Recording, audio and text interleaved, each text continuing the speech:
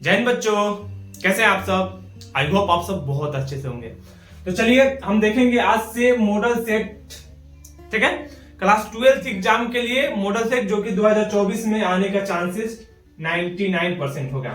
यहां से model set मतलब जीसीएल वेबसाइट पर डाला गया है मॉडल सेट, वही हम मॉडल सेट लेंगे और वहां से सॉल्व करना शुरू करेंगे। पहले ऑब्जेक्टिव करेंगे, फिर उसके बाद शॉर्ट क्वेश्चन, फिर उसके बाद लॉन्ग क्वेश्चन, ऐसा करके हम पूरा कर देंगे, ठीक है। अब जितना जब तक आपका एग्जाम होने वाला है तब तक जितना होगा उतना ट्राई करेंगे कि हो जाए, और ये क्लास 10 के लिए भी हम कोशिश करेंगे, ठीक है। अभी क्लास 12 के लिए। तो चलिए स्टार्ट करते हैं पहला क्वेश्चन से। हमारे पास मॉडल सेट है, अगर आपको चाहिए पूरा ये मॉडल सेट तो आपको कुछ नहीं करना है, बस क्या करना है, डिस्क्रिप्शन में एक है लिंक, वहां पर जाकर ग्रुप में ज्वाइन हो जाइए व्हाट्सएप का, या फिर नंबर है वहां पर मैसेज कर दीजिए, ठीक है। वहां से आपको मिल जाएगा मॉडल सेट पूरा, ठीक। तो चलिए स्टार्ट करते हैं क्वेश्चन नंबर 1 से। क्वेश्चन नंबर 1, प्रत्येक क्वेश्चन बहुत इंपॉर्टेंट है, बहुत इंपॉर्टेंट। क्वेश्चन नंबर 1 जो है वो है डिफरेंशिएशन करना है, किसका, differentiation of x minus sine x upon dx। Video लंबा ना हो इसलिए थोड़ा फास्ट करेंगे और क्वेश्चन जितना हो सके उतना करने की कोशिश करेंगे। इसका हमें क्या करना है, डिफरेंशिएशन करना है, ठीक है। तो सिंपल सी बात है, डिफरेंशिएशन करते हैं तो पता है हमें कि जब भी प्लस माइनस डिफरेंशिएशन में होता है तो हम क्या कर देते हैं, अलग अलग करके डिफरेंशिएट करते हैं। तो dx upon dx minus d sin x upon dx। अब देखो dx से dx 1 और माइनस d sin x, तो sin x का डिफरेंशिएशन क्या होता है, cos x, और ये हो गया हमारा 1 minus cos x। Answer option number B. Option number A पर है 1 plus cos x, option B पर है 1 माइनस cos x। तो 1 माइनस cos x, थोड़ा सा माइनस प्लस का ध्यान रखिएगा, ये नहीं कि यहां पर 1 प्लस cos x करके ऑप्शन नंबर ए मार्क आएगा, ऑप्शन नंबर बी होगा इसका। सेकंड क्वेश्चन देखते हैं। सेकंड क्वेश्चन जो है वो दिया हुआ है dy by dx, dy by dx, dy upon dx minus y cot x is equal to cosec square x is. अच्छा, इसका हमें क्या करना है, इसका हमें integration factor of the differential equation, integration factor निकालना है, यानी IF, इंटीग्रेशन फैक्टर निकालना है। Integration factor equal to 1।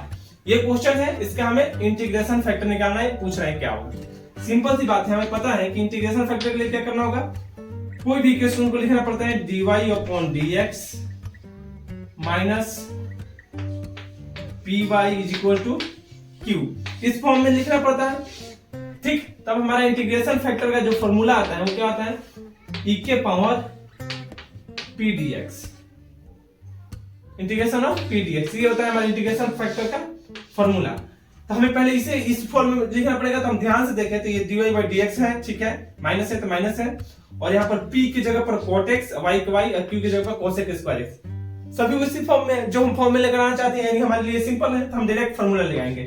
Integration factor is equal to e to the power integration of p, p की जगह पर क्या है, cot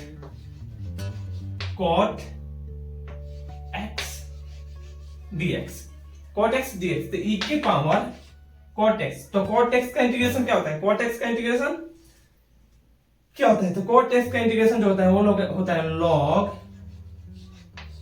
sin x, log sin x, ठीक है। cot x का इंटीग्रेशन क्या होता है, log sin x, यानी e के पावर log sin x।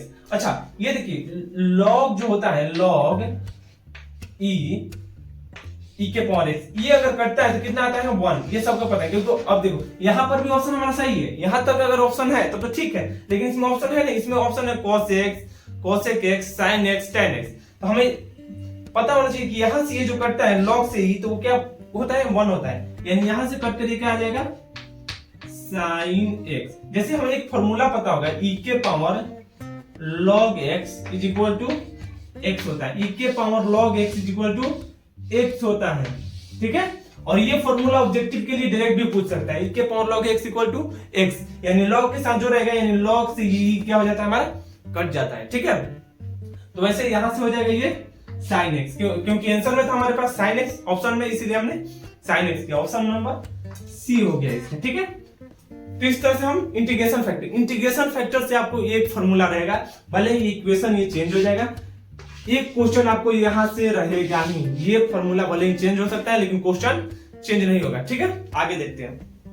तो चलिए क्वेश्चन नंबर 2 के बाद क्वेश्चन नंबर 3 देख लेते हैं। क्वेश्चन नंबर 3 जो है वो बोल रहा है 2i cap plus 3j cap cross 3 into के कैप, इसका वैल्यू कितना होगा, ठीक है। तो ये देखो करेंगे इसे, तो 2 इंटू 3 जे कैप इंटू के कैप, ये होगा ना वेक्टर या फिर कैप, हम वेक्टर लिख लो, जे वेक्टर इंटू के वेक्टर, 2 इंटू 3 जे इंटू के, प्लस का चिन्ह है तो प्लस का चिन्ह, 3 इंटू 3 जे कैप, जे वेक्टर इंटू के वेक्टर, जे इंटू के वेक्टर। अब देखो ध्यान जो है यहां से आई और के है, आई के 2 इंटू 2 6 हो जाएगा, और आई के क्या होता है, हम यहां पर सीखे थे कि ये होता है हमारा आई जे और ये के वेक्टर। तो हमें पूछ रहे हैं कि आई और के कैसे चल रहा है भैया, उल्टा चल रहा है, यानी आई के तो जे तो होगा लेकिन क्या माइनस का जे होगा, यानी माइनस का जे कैप, तो माइनस लगा देंगे, प्लस का चिन्ह है तो प्लस, 3 इंटू 3 9, जे और के, जे के, अच्छा जे और के, तो जे और के क्या हो गया आगे चल के आई, लेकिन सीधा चल रहा है यानी प्लस का आई कैप, यानी यहां से अगर हम लिखना चाहेंगे तो क्या लिख देंगे 9i कैप माइनस 6 जे कैप, या फिर जे वेक्टर आई वेक्टर, ये देख सकते हैं, ठीक है। ये हो गया हमारा तीसरा आंसर। तो 9 पहले में देखो क्या है 6j plus 9k, 6j plus 9k, सीधा नहीं माइनस होना चाहिए, तो 9i माइनस 6j, यानी 9i minus 6, option number B पर है ये वाला। यही थोड़ा माइनस प्लस ध्यान देना, यहीं पर केवल कंफ्यूज करेगा आप लोगों को, और कहीं पर कुछ भी नहीं कर सकता, बस यही कंफ्यूजन हो सकता है, ठीक है। ये थोड़ा सा ध्यान रखना है। क्वेश्चन नंबर 4 देख लेते हैं इसी का। 4 नंबर जो क्वेश्चन है वो बोल रहा है कि mode of 3i vector minus 5 के वेक्टर प्लस के 4 जे वेक्टर, इसका हमें क्या निकालना है, मोड निकालना, यानी मापांक निकालना है, यानी माप निकालना है, यानी कितना होता है। तो सिंपल सी बात है, हमने बताया था क्या होता है, रूट के अंदर कर देंगे, यानी 3 के स्क्वायर प्लस 5 के स्क्वायर प्लस प्लस माइनस 5 का स्क्वायर होता है, माइनस 5 का स्क्वायर होगा वही, लेकिन लिख देते हैं, इतना स्टेप बाय स्टेप समझा रहे हैं, कुछ तो फायदा होना चाहिए ना, प्लस 4 का स्क्वायर इज इक्वल टू क्या हो जाएगा 3 का स्क्वायर 9 प्लस 5 का स्क्वायर 25 प्लस 4 का स्क्वायर 16, यानी यहां से करेंगे तो कितना हो जाएगा ये 16 9 25 और 4 कितना हो गया, एक बार ऐड कर देते हैं, कितना हो गया ये 50 हो गया, यानी 50 यानी 25 इंटू 2 यानी 5 root under 2, 5 root under 2, 5 root under 2 option number B पर है, ठीक है। 5 रूट अंडर 2 ऐसे बनेगा, कितना सिंपल है, मोड ऑफ दिया है, ऑब्जेक्टिव ऐसे करके निकाल देंगे, ठीक। और वहां पर थोड़ा जल्दबाजी में करने, ये स्टेप बाय स्टेप क्या करना है, डायरेक्ट यहां पर लिखते 3 का स्क्वायर 9 माइनस 5 का स्क्वायर 25 और 4 का स्क्वायर 16, डायरेक्ट वहां पर कर सकते थे, लेकिन नहीं किया यहां पर क्योंकि आपको समझाना था, ठीक है। अब क्वेश्चन नंबर 5 देखिए। 5 नंबर जो क्वेश्चन है वो है the solution of the differential equation, अच्छा 2x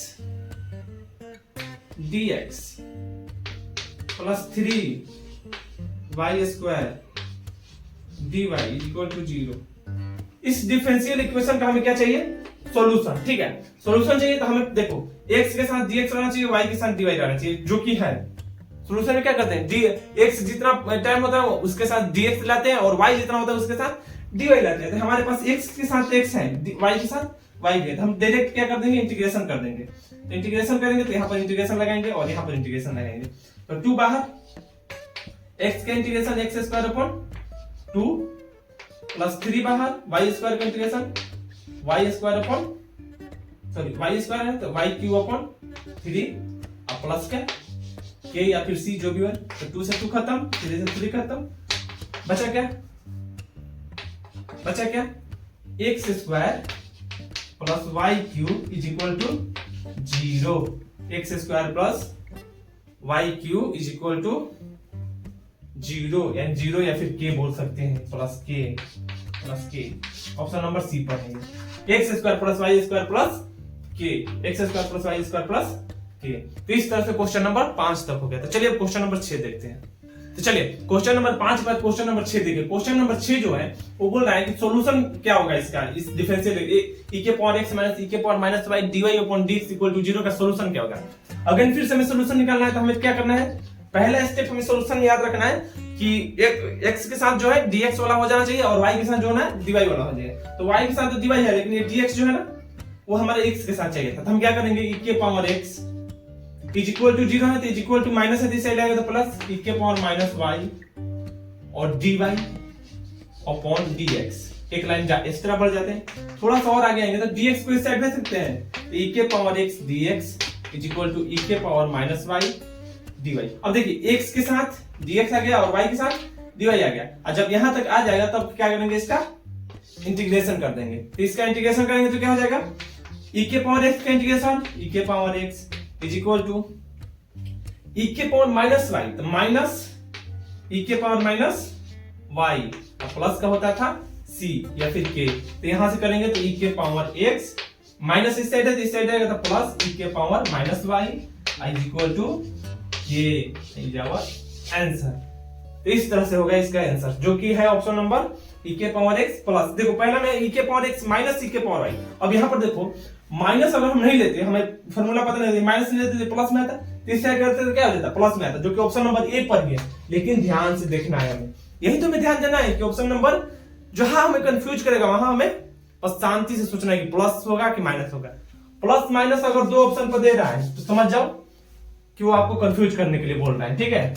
अब यहां तक ध्यान देना, ठीक है। तो यहां पर माइनस होता है तो माइनस में रखेंगे, इस साइड आएगा तो प्लस हो गया, कोई बात नहीं। क्वेश्चन नंबर 7 देखेंगे। 7 नंबर जो क्वेश्चन है वो क्या बोल रहा है, differentiation of 49 sin x upon 7 upon dx।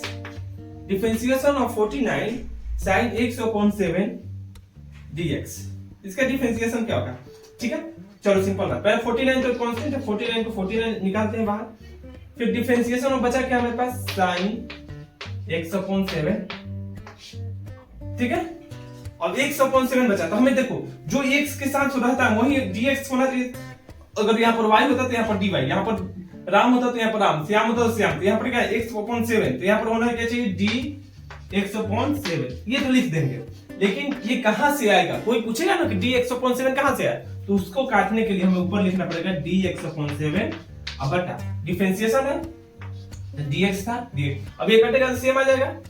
अब इसका डिफरेंशिएशन कर देंगे तो ये हो जाएगा 49 और ये देखिए x upon 7 है ना तो 1 upon 7 बाहर और dx upon dx यानी कितना हो जाएगा ये 7, तो 49 upon 7 और यहाँ पर d sin x, तो sin x का इंटीग्रेशन क्या होता है, sin x का होता है cos x upon 7। अब आगे थोड़ा सा आएंगे तो ये कितना हो जाएगा 7 7 जा 49 यानी 7 cos x upon 7, 7 cos x upon 7। Question number 7 था ना, 7 cos x upon 7 option number C पर है, 7 cos x upon 7। देखो बी नंबर जो ऑप्शन इसका है 7 cos x है केवल, 7 cos x तो नहीं, 7 cos x केवल नहीं होगा, x upon 7 भी होना चाहिए, क्योंकि जो साइन के साथ होता है एंगल में वो इसके साथ भी आता है, ठीक है। साइन के साथ जो वेरिएबल होता है वो cos के साथ भी आता है जब हम डिफरेंशिएशन करते हैं। तो इस तरह से क्वेश्चन नंबर 7 तक कंप्लीट हो गया।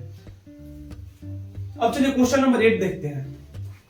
तो चलिए क्वेश्चन नंबर 7 के बाद क्वेश्चन नंबर 8 देखते हैं। क्वेश्चन नंबर 8 जो है वो है d cos x plus sin 2x upon dx। इसका हमें डिफरेंशिएशन निकालना है, सिंपल सी बात है, प्लस रहता है अलग अलग कर देंगे, यानी d cos x upon dx plus है d sin 2x upon dx। अब देखो dx लिख सकते हैं क्योंकि अलग अलग करेंगे, लेकिन हमारे पास x जो है वो क्या है, इसके साथ 2x है, यहाँ पर हमें 2x लिखना पड़ेगा, i इंटू फिर d2x upon d2x upon dx।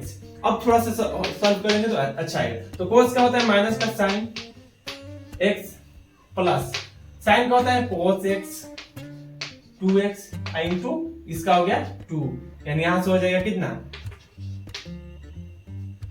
2 cos 2x ना 2x 2 cos 2x माइनस का sin x, ये होगा हमारा आंसर। 2 cos 2x माइनस का sin x। ऑप्शन नंबर कितना पर है?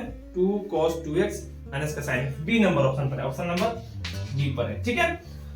और इसमें एक है sin x plus cos 2x, sin x plus cos 2x। देखा, ये अगर हम नहीं करते तो क्या आता है? sin x plus cos 2x, जो कि हमारा यहां तक गलत हो जाता है, ठीक है। तो ऑप्शन नंबर ए पर ही है एक जो कि हमें कंफ्यूज कर रहा है, ठीक है। तो इसमें ध्यान देना, कंफ्यूजन नहीं होना चाहिए। जो भी होगा स्टेप बाय स्टेप करेंगे, थोड़ा टाइम लगेगा लेकिन सही से करेंगे। क्वेश्चन नंबर 9 देखिए।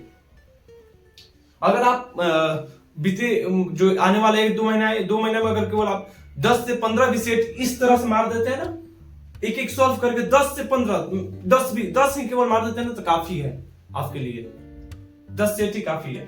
क्वेश्चन नंबर 9 देखेंगे। डिफरेंशिएशन ऑफ माइनस का cos x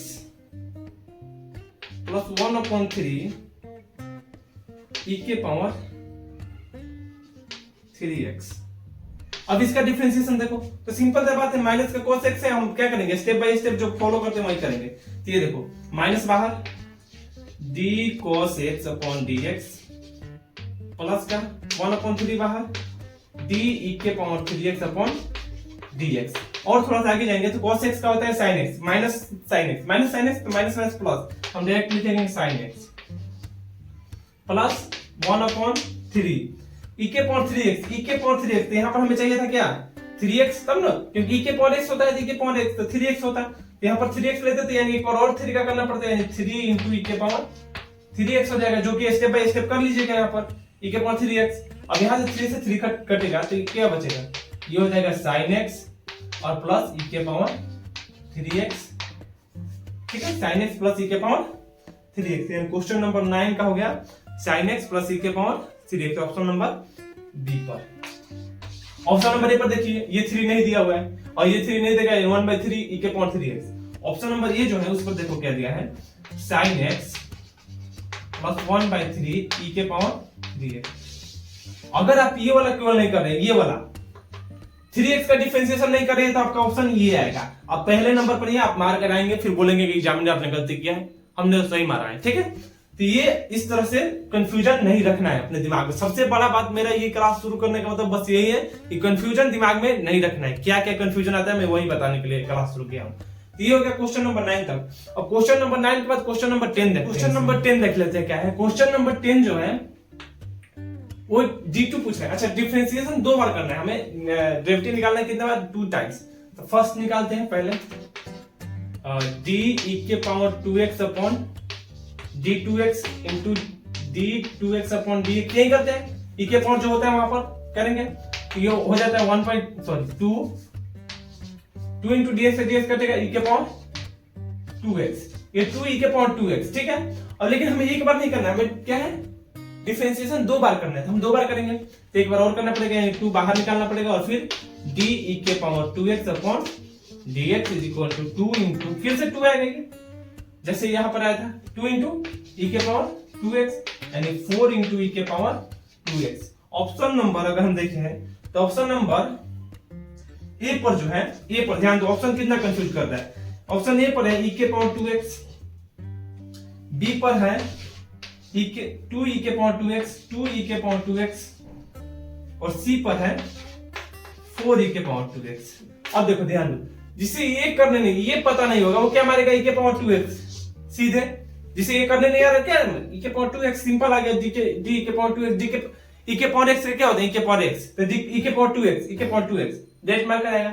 जिसे थोड़ा थोड़ा आता है ये करने तो वो क्या करेगा? ये मारेगा, क्योंकि वो देखेगा नहीं कि d2 है, d2 नहीं है, नहीं देखेगा, डायरेक्ट मारेगा ये वाला। फिर उसके बाद जिसे पूरा करने आएगा वो नहीं यहां तक पहुंचेगा, यहां तक पहुंचेगा कौन? जिसे पूरा करने आएगा। इसी कारण ऑब्जेक्टिव में, और ये ऑब्जेक्टिव का एक खास बात है, अगर जरा सा भी गलती तो गलती, जैसे लॉन्ग क्वेश्चन है तो आप थोड़ा सा स्टेप करेंगे तो थोड़ा नंबर मिल जाता है, लेकिन ऑब्जेक्टिव में गलत मतलब गलत, नंबर कट गया पूरा, कोई समझौता नहीं। और वहां पर भी चेक होगा, कोई आदमी चेक करेगा नहीं कि माइनस प्लस, थोड़ा सा देख लेगा। वहां पर अगर एमसीक्यू आएगा ओएमआर शीट पर, तो ओएमआर शीट वाला भरना पड़ेगा, तो कंप्यूटर चेक करेगा, डायरेक्ट काट देगा, माइनस प्लस होगा, एक पॉइंट गलत होगा वो भी काट देगा वो। तो इस तरह से क्वेश्चन नंबर 10 तक हो गया। तो चलिए आज की वीडियो में क्वेश्चन नंबर 10 तक ही डाल देते हैं, आगे की वीडियो में आगे कंटिन्यू करेंगे। वीडियो अच्छा लगा होगा तो लाइक करके अपने सभी दोस्तों के पास शेयर करना बिल्कुल ना मिलते हैं अगले वीडियो में। जय हिंद।